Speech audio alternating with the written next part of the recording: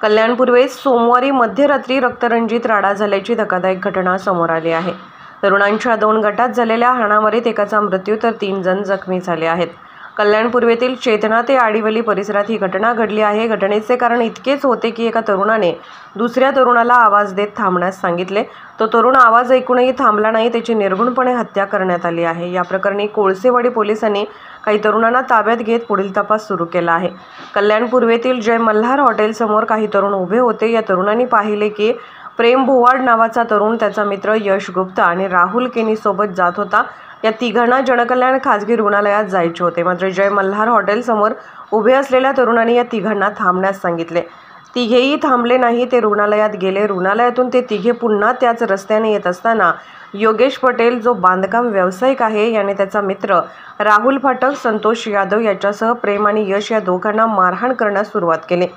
कसेबसे यश गुप्ता हा त्याच्या तावडीतून सुटून घरी पळाला। योगेश पटेल हा त्याच्या साथीदारांना घेऊन यशचे घर गाठले। घरासमोरच यशच्या छातीत चाकू भोसकला।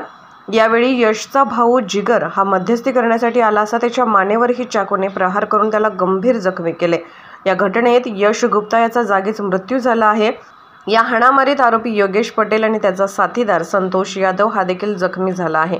या दोघांवर रुग्णालयात उपचार सुरू आहे। मात्र एका किरकोळ कारणातून एका तरुणाची हत्या करण्यात आल्याने एकच खळबळ उडाली आहे। सध्या चेतना ते आडिवली परिसर हा वादग्रस्त ठरत आहे। रात्रीच्या वेळी टोळक्यांच्या रस्त्यावर गर्दी असते। 302चा गुन्हा दाखल आहे। फिर्यादी प्रेम भोवाड याच्या तक्रारीवरून यातील मयत यश गुप्ता आणि दुसरा जखमी यश गुप्ताचा भाऊ जिगर गुप्ता हे जखमी आहेत। यश गुप्ता मयत आहे। यातील आरोपी राहुल फाटक, दुसरा आरोपी योगेश पटेल आणि तिसरा आरोपी संतोष यादव।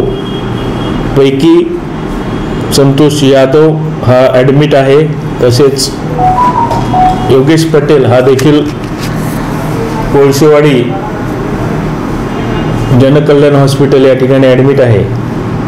राहुल फाटकला पोलिसांनी ताब्यात घेऊन कोर्टात हजर करण्याची तजवीज ठेवलेली आहे। 2 गटांच्या किरकोळ कारणावरून, सडन कारणावरून सदरचा मर्डर झालेला आहे। पुढील तपास सिनियर PI श्री कदमाने, PI चोपडे व टीम करत आहे।